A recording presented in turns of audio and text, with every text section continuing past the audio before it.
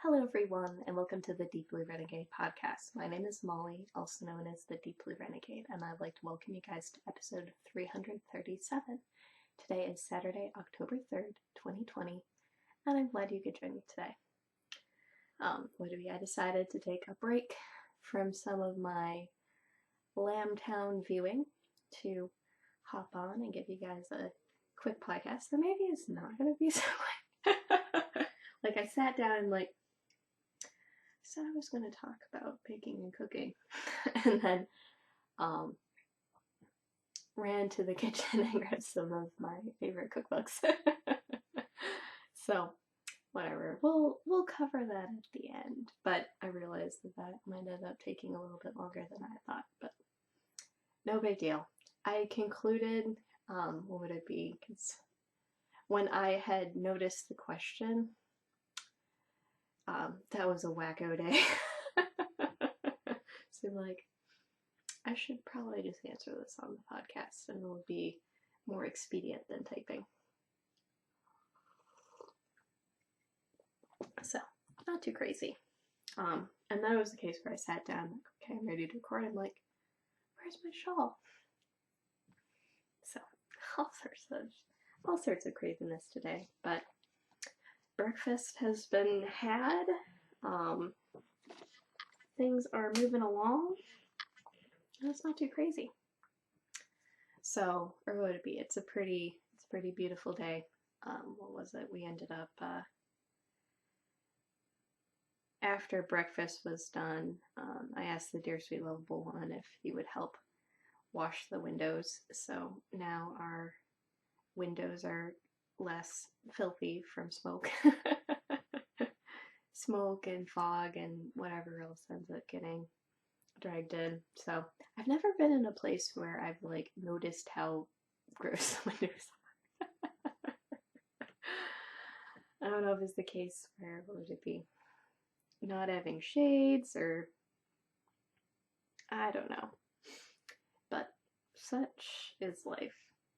So what would it be? I am currently right now working on the Now and Neck socks, which is by Mars of Hey Brownberry, and I am knitting them out of Southern Cross fiber in the Desert Rose colorway that I made into a opposing ply yarn for the purpose of knitting socks.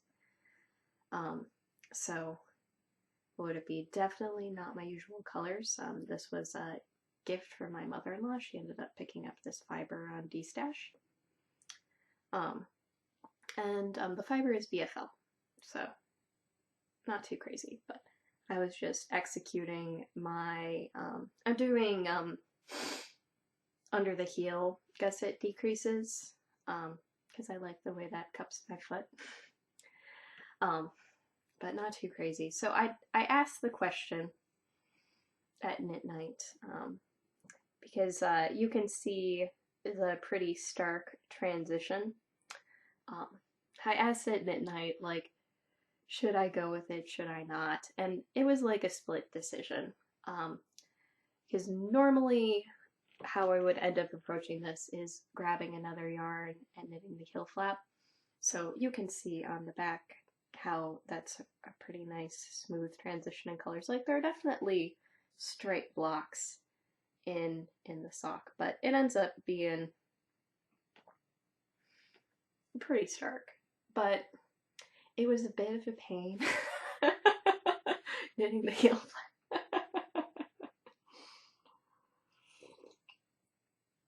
So I think I'm just gonna go with it, because there are a couple of places where there are pretty stark transitions. So it was a pretty stark transition as this went to orange, as you do. So we're just gonna go with it. So, and then it has this really nice texture pattern, which is fairly engaging to work on, and whatever. I'm now, it would help if I didn't lose stitches. So it's a little bit crowded at the moment, but I'm sure that will rectify itself soon enough. but I ended up putting this in as an entry to the Bay Area Fiber Fair because I ended up turning the heel, keeping it on the 9-inch circular the whole time. I will break out some double points for the toe, but it was an entertaining experience doing that. So it was successful. I was a little bit worried about picking up the gusset stitches, but that went just fine. I had everything nice and centered, so I wasn't way off in one direction on the sock. So now it's just a matter of getting the stitch count back down again. So what would it be? And I am enjoying the various sort of flecks of color that are coming in. It's sort of entertaining how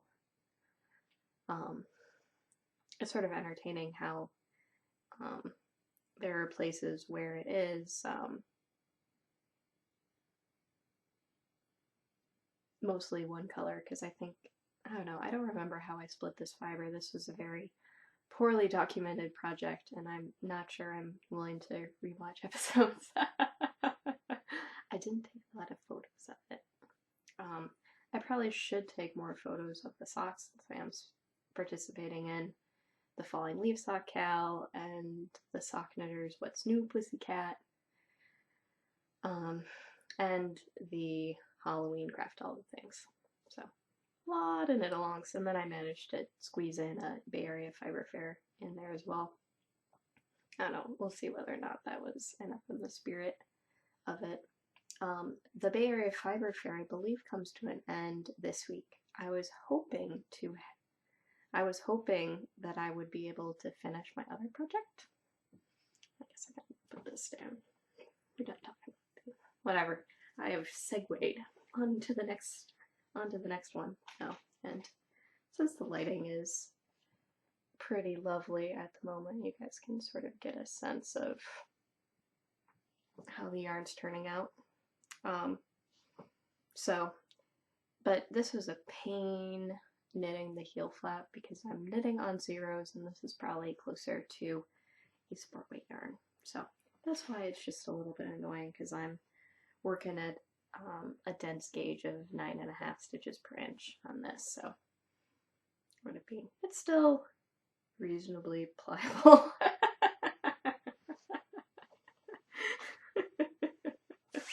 Yeah, close enough. So I do want my hand spun socks to be dense because they don't, almost all of them don't have nylon in them, and so, ooh, this is a little bit tangled. So for most of this project, I have been pulling from the outside of the ball, but the skein that I am currently working with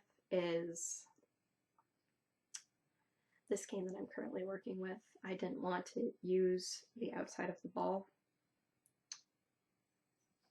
and maybe we're just dealing with a little bit of chaos here anyways.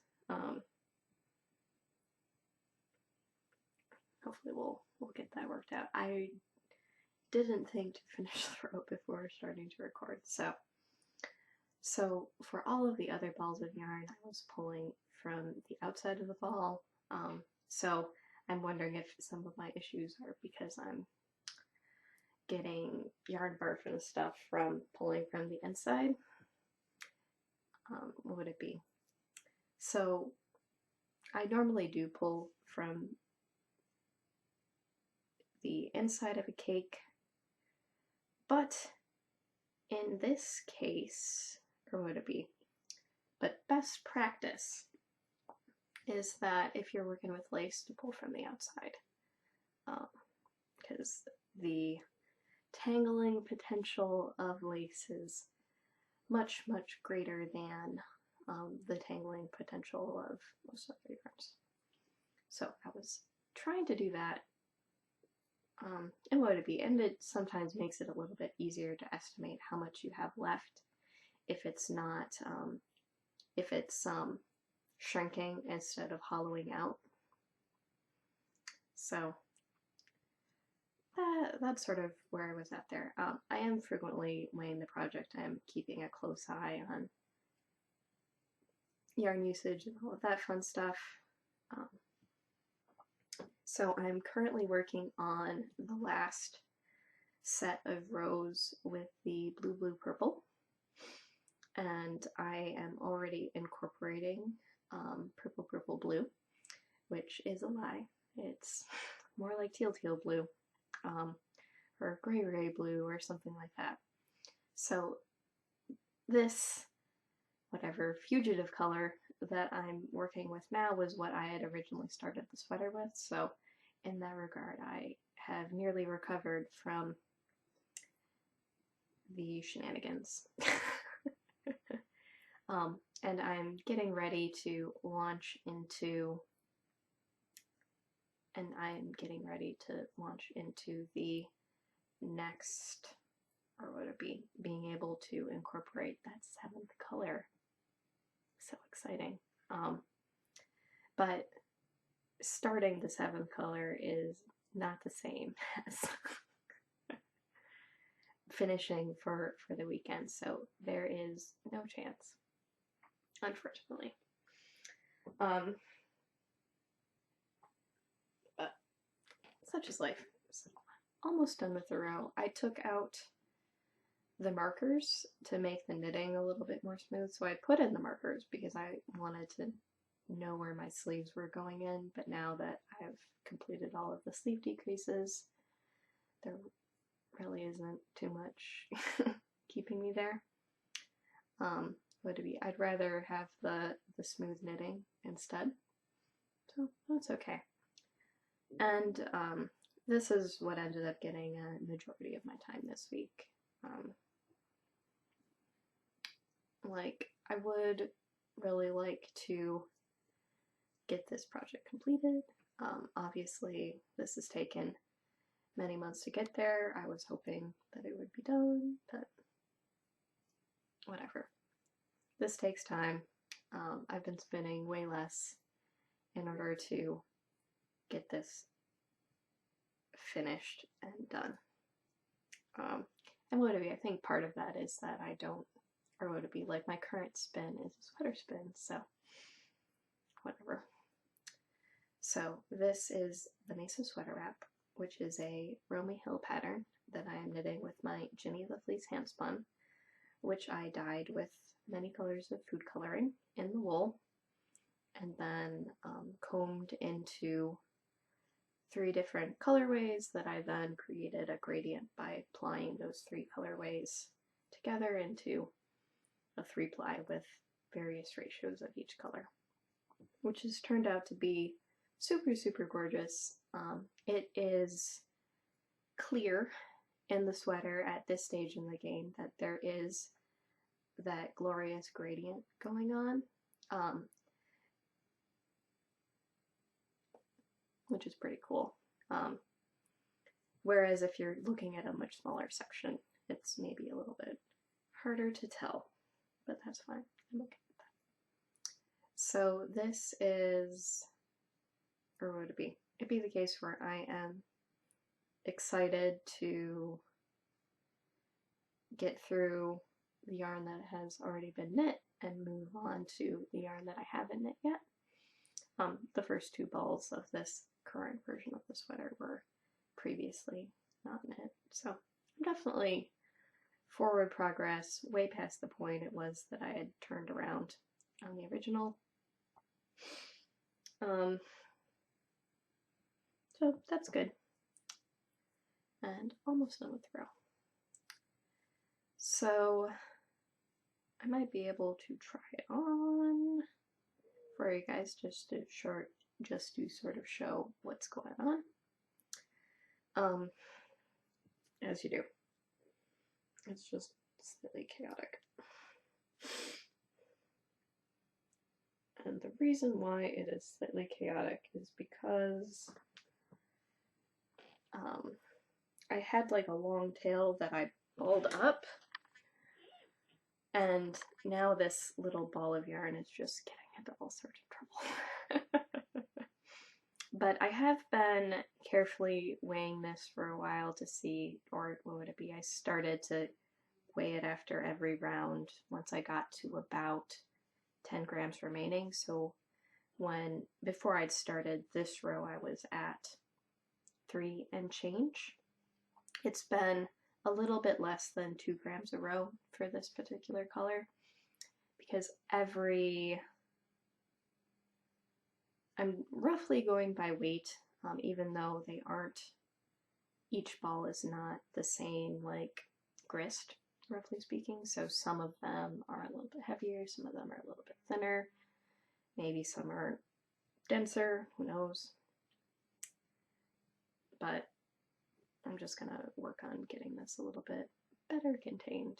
Or maybe I'll do a quick check-in and make sure that I have enough for the journey home. So this is, what would it be, a Corriedale cross BFL cross Shetland sheep, where 50% Corriedale, 25% Shetland.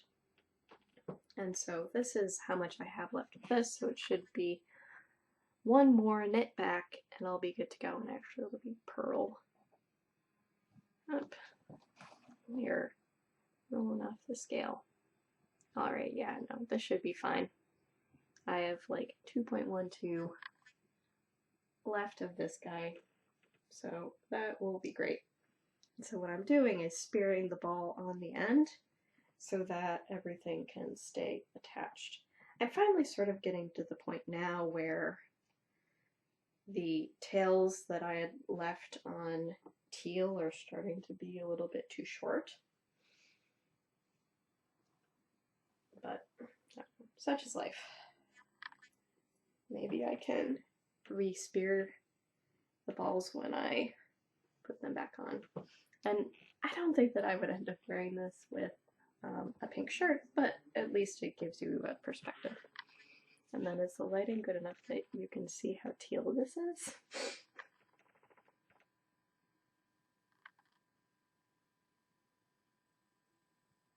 Yeah, you can't see the purple or the teal on this. So, but this one I'm hollowing out the ball, which is making it harder to guesstimate. So, sleeves are in, sleeves are fitting comfortably around my elbows. We now have enough sweater that it's draping underneath the sleeves like it's supposed to. And then it's sort of the case where I've been trying to get it so that it's lying nicely there. But you can see that we have the gorgeous lace pattern. That blocking should open up a little bit.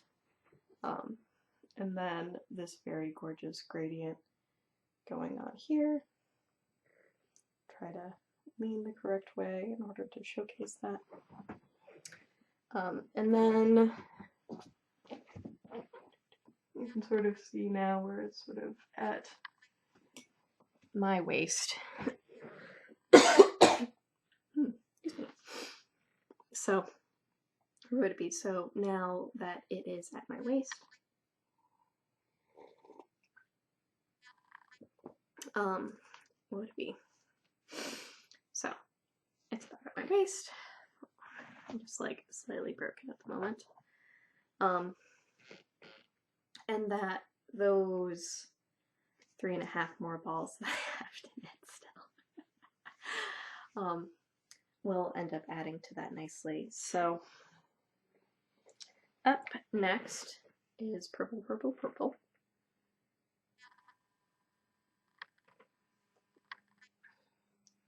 Which,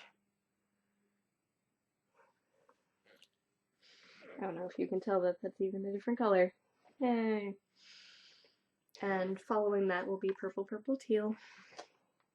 And the final color is going to be, if I can extract it from the bag, teal, teal, purple. So much, much closer to this color at the end. So I think by having a main color be there, that's going to finish it off really nicely. So working on this guy right now that turned out maybe in its final form more teal than I expected. We'll see whether or not this purple changes colors, and then some teals to finish it off. So should be lovely. So it'll go light, dark is in the very middle, and then it'll be lighter towards the end. What's going to end up happening with this purple is huge. So I am going to end up knitting a pretty big section of this purple one with just the purple itself, and that's going to use up a lot of the extra that I end up having here. Oh, it's interesting, this guy. It does look very teal, doesn't it? Especially on the end. Who knows? It's a this purple color is challenging me quite a lot. But I am glad that, what would it be? It will hopefully all work out in the end. Yeah, no, I'm just wondering if the pink that's making it purple is just fugitive and it's just going to be a very different color when it's done. But it's so gorgeous. And since this is a lace weight or heavy fingering weight sort of yarn, like it's a very nice light layer, and you can totally see the gradient going on there. So I'm hoping that it will be a really nice sweater. It's definitely going to be long enough. And I'll probably end up blocking it so that it is maybe a little bit longer width-wise or whatever. Give it a little bit more width instead of length in the back. So, because I think that'll end up being really nice. But looking good so far. I definitely took some photos where people thought it was done last week. It was like, oh no. What would it be? We are almost to 2/3. But I'm really glad that the blue is at the sleeves. And like, they don't lie perfectly flat, but they're not bubbling like they were before. So definitely a much more smooth transition. It was supposed to have slits, and I can see how that would be the better course of action, but I think this ends up working well enough for that sort of thing. So doing a little design on the fly to the pattern. So what would it be? Happy with how everything's turning out. Glad I have a good way of trying it on every so often, so it just accidentally worked out that nicely today. And I did get quite a lot done this week. So when I talked to you guys last, I finally finished up, there we go, I finally finished up Blue Blue Blue. So now I have 4 balls speared on the end, soon to be 5. And then it's really hard to tell, but I did all of the whatever blue blue purple by itself, and then sort of where it gets lighter here is where the ridges of purple purple blue are coming in. So I'm glad I buried that awkward color towards the bottom. Oh well, such is life.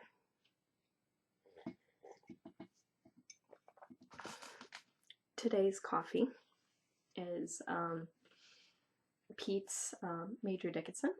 What would it be? It was what the espresso machine in Texas, or whatever, the espresso maker in Texas was always stocked with. Maybe not quite as delightful in the AeroPress. I don't know. pillow does help. Every so often it's just slightly awkward. So, on the spinning front, oh well, so it's a sweater wrap. Lovely, more that I've talked about it than quite some time. On the spinning front, I did finish my first bobbin of the sweater spin for Hinterland. This is Three Waters Farm Finn in the background blue colorway, and you can see a little bit of everything in here. So I've got some lighter blue, some grayer, some like lighter sky blue, some more gray sort of blue, and also there's a brilliant sapphire in here as well. And what I did was I took my braid of fiber and I just spun it as it came in the braid, no splitting, no nothing. I just let it do its thing. And upon further thought and review, I didn't want I didn't want it to be explicitly stripy. So in order to reduce that stripiness, and actually I can just show you sort of how it ended up coming in the braid. So it's fairly variegated for being like a tonal. So at the moment I'm holding off on doing more to this because I'm sort of curious how things are going to turn out. So what I ended up doing this week was I ended up preparing a pair of bats with the fiber. So what I did was I took my 2 remaining braids of fiber, I split them. I split each one into quarters. So just did it lengthwise into various chunks. I then had it so that 2 chunks from different braids then ended up getting carded together, and this is one of the bats that I ended up creating. So this is approximately a 2-ounce bat that I made with my Clemis and Clemis drum carder. Single pass, nothing too crazy. And I think the final finish that the bat has is just somewhat dependent on what the final colors were. So this is actually sort of gently layered in colors because I was just alternating what braid I pulled from. And on screen these are looking very similar to each other. But now I have some giant woolly pelts to spin in the future. And you can see one end is sort of in more pieces, and that was how I was pulling it off of the drum carder. So you have to pull it up and off in sections, and that's how you get that end, whereas the other end of the bat is smooth, like this. So, or would it be? So these are the or whatever, they are as long as the circumference of the drum carder. So, and for whatever reason, I can only get about 2 ounces on my drum carder. I don't know if this is because I'm afraid to do more, or this is just a very manageable amount. So it was just sort of the case where I just planned the project to do that. I haven't yet started spinning it. Maybe today there will be a little bit of spinning. We'll see. It may just be furious sweater knitting because I just want it. But you would see the fiber as it started, the fiber spun as it started, and then I'm really curious how the bats are going to turn out. So I'm going to spin those 2 onto the bobbin. I may alternate which bat I pull from. Mostly just to make sure that I get good color mixing. What would it be? It wasn't very scientific. And the drum carder, I haven't even cleaned up the drum carder, so what would it be? Because I'm just going to be throwing the same color fiber onto it. I haven't properly put anything away either related to that, but I'm hoping that having sort of a more variegated ply, but then having 2 more tonal plies will make it, what would it be, more of a semi-solid yarn than a stripy yarn, because the way that spun up, well, gorgeous, was probably more stripy than I really wanted for the project. I wanted something that was a little bit more solid. So maybe I'll even put together a little sample and see what ends up making sense. That is also a possibility as well. But I suppose I don't know, I'll figure maybe I'll end up seeing what weight yarn I ended up creating as well. I'm trying not to spin too thin. But would it be, some of this might be very thin indeed. Some of this other stuff I think is more reasonable, so who knows. But a little bit of spinning did happen this week. In terms of acquisitions, I did have an acquisition that I had forgotten about, and the person doing it. So this weekend is the Lambtown Festival, and so this is a illustration by Dawn Catherine Designs, or Dawn Catherine Studio.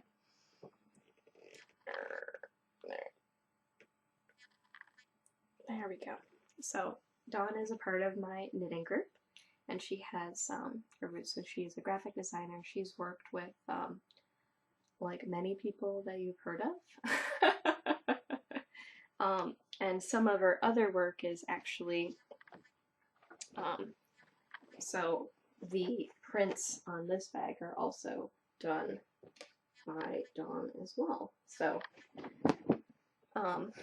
what would it be? But if, like, another one of her famous designs right now is the Nerdbird Makery Vote shirt. That is also some of Dawn's graphic design work as well, and she often works with Chase of Black Squirrel Berkeley on various adorable sorts of things. So I ended up participating in a fundraiser for Lambtown, and I ended up giving a donation, and I received this drawstring bag with its adorable sheep and roller skates, and whatever this ruler. I didn't even remember the ruler was going with it, but it was the case where Chase messaged me on Instagram. It's like, we forgot about this. I'm like, yeah, we did. But what was nice was that I was actually already in Berkeley, so I was able to just drop by and pick it up instead of having her mail it to San Francisco.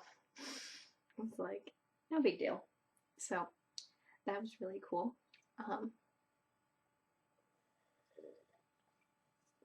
But I should we can probably frame this differently. So this weekend is Lambtown. They're doing a virtual show. So while I was cooking breakfast this morning, I ended up listening in on a panel with Maggie Casey, Judith McKenzie, and Abby Fregmont. So that was really interesting, and that particular discussion will eventually end up on the Lambtown YouTube channel. So I'll try to link that. First off, because I ended up missing the first 3/4 of it because I was asleep. But would it be? But it'd be the case where, like, they're all women that I've taken spinning classes from before, and they just have, it's just very fascinating to listen to them. So we shall see about what else ends up going down. Would it be? So, but instead of like watching knitting podcasts to like pass the time, I've just been watching some of the Zoom meetings that are associated with Lambtown right now, and that's been fun. I think right now they're having a panel from like the Sheep Growers Association or something like that. So that is going on through Sunday. So I'll probably end up doing a couple more posts on that. And they have like an app, so you can also like look and see about various vendors. So like I entered into getting free stuff from Clemis and Clemis and whatever. I haven't dug in all too much, but what would it be? It'd be the case where if we were not in plague times, I'd probably be there this weekend and would be recording late. As you do. But instead I can just sort of record in the middle because I'm at home. So, and it was a case where I got to support a dyer who I've been keeping track of, at least on Instagram, for a while, so that was nice. What would it be? I was contemplating whether or not that needed to be the baby blanket, but then decided not to end up going that way. So it'll be fun to show what's going on there. It may have been slightly silly to get it shipped because she's in the next town now. But after some thought and review, I think I'm going to make the baby blanket with these 3 yarns. So I've pulled out Guide to the Galaxy in Twin, Hoochie Mama, and Martha. And I do believe both of these I got actually at the Woolmeister store itself. And then I think that this was a swap skein that I ended up getting at some point, or something I received from my mother-in-law. Life's a mystery sometimes. But what they have in common is they all have like this bright magenta, and they all sort of have like a teal color, so that's why I think they'll end up playing together really nicely. And so the Martha has a little bit of yellow and orange. The Hoochie Mama actually has black, and then the Guide to the Galaxy has brown, so who knows. These two might not be perfect, would it be? Because this one is probably more blue than teal, but I figured they will hang together decently, and if I'm careful about it, I can probably do something more like this. Who knows? So I'm thinking about doing another 10-stitch blanket, but doing a marl. So I don't know, that just seems fun. So then I'll end up, so I think what I'm gonna end up doing is, what would it be? Let me clarify this in my mind. So it'd be the case where hold the yarn together for a while, hold the yarn with one of the neighboring colors for a while, hold B yarn together, then incorporate B and C, so on and so forth, and just, it may be the case where I decide to do that as like the sides of the square. And that way there'll be maybe at least a little bit more order to the chaos there.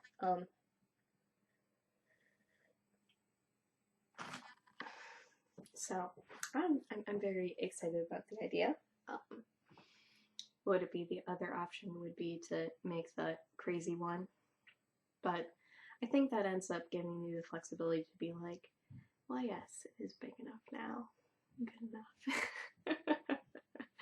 And I do have like a little bit more of Hoochie Mama, so it should be fine. So I'm sort of curious about how that's all gonna come together, but I think that's gonna end up being a good choice. And then I just need to get the sweater or the socks off the needles to start that project. So I texted my sister, I was like, do you like these colors? And she has not responded. So, because I was contemplating if I wanted to get something during Lambtown in order to do that. Actually, I probably shouldn't start knitting at the moment. So Jose had ended up asking a question about what would it be, baking and cooking. So I figured it would be easiest to describe this way. So the first, I think I started to bake before I started to cook, and all of my memories of this happened, what would it be, either like the summer before I started 8th grade, so that would have meant that I was like 13 or 14 when I ended up starting. So, and I believe what ended up coming first was baking. So I pulled out the Kelly Family Cookbook. So this is a bunch of recipes and a binder. And what's on the front is, what would it be? The ever delightful, what would it be, rolls. So I don't know if this is like special sauce for the family or what. But basically what happens is that you can make like a roll where you make 3 balls of dough and stuff it into a muffin tin, and then you have this like break apart roll thing that's like super duper amazing. I haven't seen it anywhere else, so I think this is like one of my family's weird Irish things. But this is the ancestral bread that I've never made myself. I've made other bread. I haven't actually made the proper Kelly family bread recipe before. But let's see. On page 83,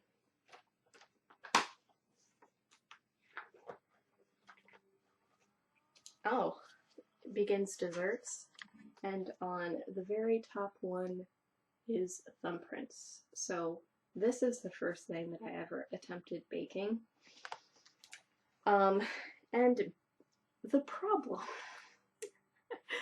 is that instead of going to like a Betty Crocker cookbook or Better Homes and Gardens or something like that, where everything is very well outlined, I decided I wanted to make a family recipe.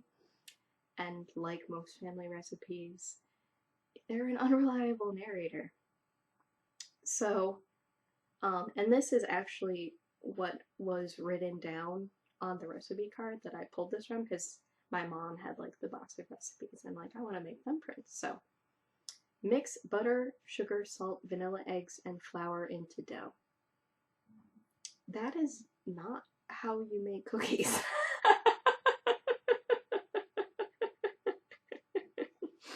There are implied steps that a beginner shouldn't. There are implied steps of a certain sequence of events in order to have successful cookies. So I combined all of those things together, and it was a hot mess. And then I called my mom over, and she's like, "Oh crap!" So you have to cream your butter and sugar together. Then you add in the eggs, and then you can eggs and vanilla, and then you can stir in your flour, and then you'll get a cookie dough that hangs together. But if you get your flour and butter and sugar and eggs just all sort of globbed awkwardly in the pan, it took a little of like massaging and squishing to get it to the point where it actually was proper dough. But I'm really glad that this recipe is directly copied from the card.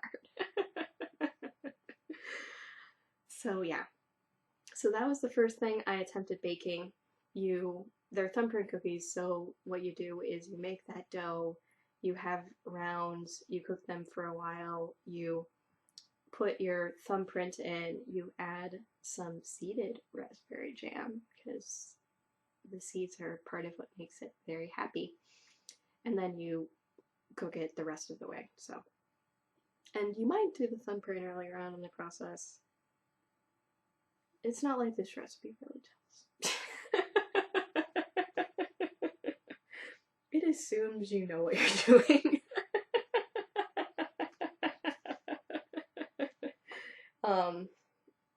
So then if we hop over to the breads, so this is a picture of those little balls in the muffin tins. So I really think that this is like a special family thing. I don't know. You guys can weigh in on what's going on.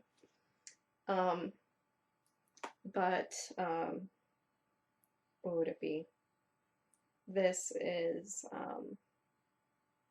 oh yeah, no, this is awesome. This is sort of like my mother-in-law's recipes too, where,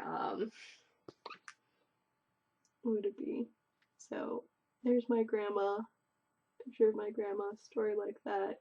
But yeah, so there are ingredients embedded in the instructions, like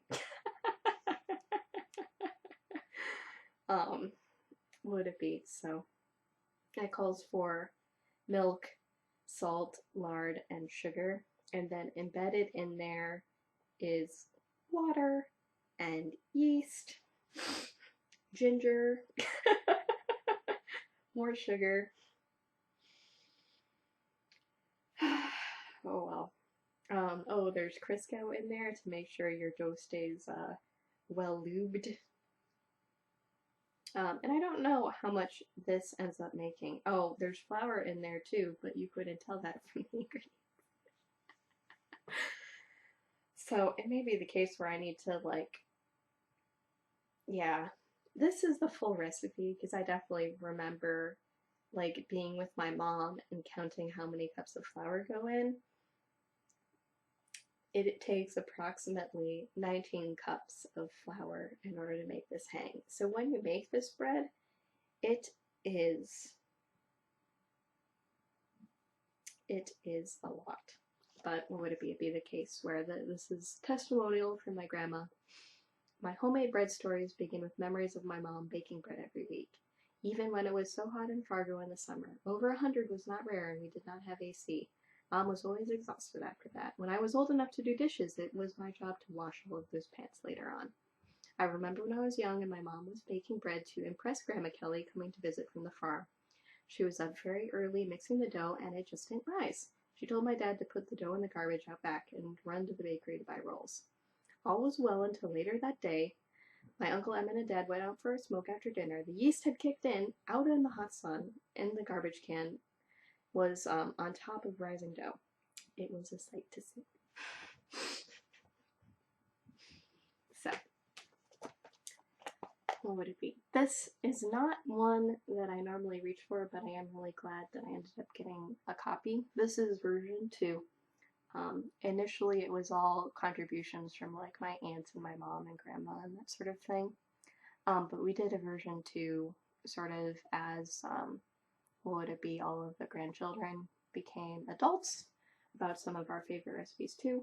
None of my recipes are in because I forgot to submit, but it was a gift from my cousins, or what would it be? My aunt handed them out to everybody at my cousin's wedding a few years ago, so I now have a collection of things. But I did pull some recipes out from that this year. So in terms of cooking, what would it be? I also believe it ended up happening close to the same time. My memories of it are in our house. What would it be? Not in the house that I grew up in, but the second house we moved in, or whatever. The second house I remember, which was halfway between Holland and Grand Haven. So there were definitely like, what would it be? Like there were definitely times of like my mom assigning me to brown the ground beef, because that's something that's pretty hard to mess up. But also just like taking things from the kitchen and putting them all in a pan and seeing what happened. Like baking is a science. You have to follow the instructions. You have to put in exactly what they tell you to put in because it is a chemical reaction. In order for that to work, things need to be pretty close. With cooking, it's a lot more like jazz. So there are things that go together, things that don't go so well together. and what would it be? Like, definitely was the case where I attempted to do things, whatever, under the supervision of my mom. My dad, the only thing he does is perfect fried eggs, and I try hard to emulate him in that regard. What would it be? He's always down for help with breakfast. And definitely like a lovely family tradition of like on holidays all getting together and making breakfast together, be it pancakes, later waffles, because we ended up getting a waffle iron. Whatever. Eggs, bacon, sausage. It would be my mom would inform us as we sat down at the table how many sausages, how many bacons we could have. So, fun stuff like that. But how I really learned how to cook was when I got this. So, I am a huge fan of the New York Times. I actually finally subscribed this week. This is sort of like NPR style. I guess I'm an adult now. But when the New York Times was available for free on the internet, I devoured it, and one of my favorite things was Mark Bittman. So, and he was for a long time, what would it be, a food columnist for the New York Times, and also put together recipes. So, I ended up buying this book sometime during college, probably during the summertime. I don't know if it was the first summer that I lived away from home after freshman year, or if it was my second summer away during sophomore. I definitely remember junior year pulling out this cookbook and cooking stuff from it, but it's got tons of bookmarks, it's got sticky gross pages it automatically opens to, like waffles. But this is far and away my favorite cookbook, and what I really like about it is that there are a lot of different recipes, there's a lot of different things in here, and it teaches you about the jazz of cooking. So, in most recipes have variations associated with them, and it's sort of about changing a couple of the flavors in order to make it a very different thing. So it'd be like, you can make this Asian, or you can make this Italian, or you can make this Greek if you do these or whatever, if you change what spices you're using. So it was very helpful for figuring out what things go together, what things are tasty, and it's like a starting point. Like, not everything in this book is like authentic. If you're going into various different cultures' food, but at the very least, it's a starting point. Like, what was it? I made vindaloo from this book recently, and it was like, it seems like a little weird. And so then when I started doing an internet search of vindaloo, I was like, oh yeah, no, that was just missing an ingredient. But at the very least, it gets you started. And it's sort of, it's clear enough that it teaches you as you go. So, far and away, my favorite cookbook. What comes in second place is this one. So this is Marcella's Italian Kitchen. This was a gift from my mother-in-law. And it too has bookmarks and sticky pages it opens to. But what would it be? Well, Mark's recipes are very, very approachable. Marcella is a perfectionist.